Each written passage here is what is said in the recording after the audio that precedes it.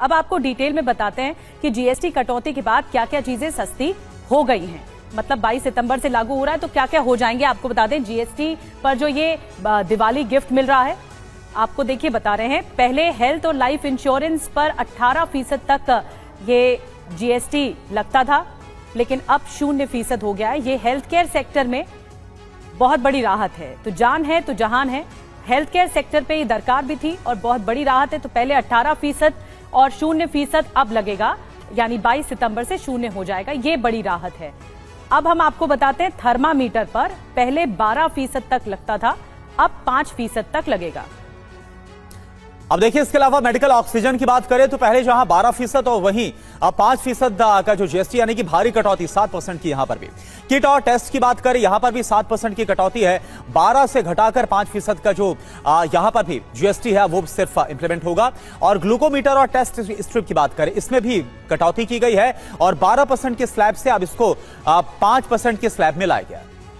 जी हाँ, इसके अलावा आपको बता दें जो चश्मे हैं वो भी 12% तक वहां पर भी लगेगा। अब 5%, 12% तक अब तक लगता था, अब 5% लगेगा। हमारे साथ अंकित जैन भी हैं। आकाश के पास मैं चलूं उससे पहले अंकित जी से एक छोटा सा सवाल मैं लेना चाहती हूं। हेल्थ केयर सेक्टर पर जो ये राहत है अंकित जी, आप इसे कितनी बड़ी राहत मानते हैं? पहले तो मैं कहूंगा ये जीएसटी काउंसिल ने एक बहुत बड़ा अच्छा स्टेप लिया है। 2017 में जीएसटी आया, वो अपने आप में एक बहुत बड़ा स्टेप था और आज जो है एक नेक्स्ट लेवल चेंज लेके आए हैं बिल्कुल कि उसको पूरा सिंप्लीफाई करा है। 5% और 18% के स्लैब में लेके आए। और सरकार ने जो चेंजेस करे हैं हेल्थ केयर सेक्टर में, it is going to be बहुत फायदा होने वाला है। और पूरे उसमें दवाइयों में कम करा है, डायग्नोस्टिक टेस्ट पे कम करा है, पूरे उसमें करा है।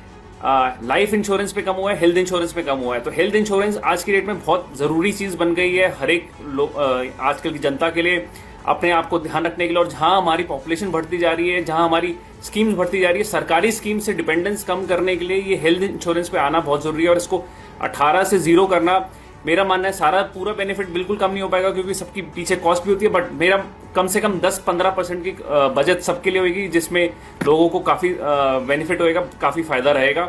और बाकी जो खर्च आइटम में भी जो चेंज करा है, सबसे ज्यादा फायदा इसमें मध्यम वर्ग और नीचे वर्ग के लोगों को होना है। उनका जो आमदनी है उसका सबसे बड़ा हिस्सा जो है वो लोगों उस खर्चे में जाता है और जीएसटी उनको सबसे ज्यादा हिट करता है। तो मेरा मानना है ओवरऑल 7 से 10% की आमदनी सबकी बढ़ गई है प्रैक्टिकली, अगर इसको इस तरह से देखा जाए तो। बिल्कुल, तो इसको अगर इनडायरेक्टली अप्रत्यक्ष तौर पर देखें तो एक तरह से जो आमदनी है उसमें भी एक अच्छी खासी जो सेविंग है वो नौकरी पेशा भी कर पाएंगे। एक बहुत बड़ी राहत है। और देखिए, आकाश स्क्रीन में नजर आ रहे हैं जो कि इस वक्त पटना से हमारे साथ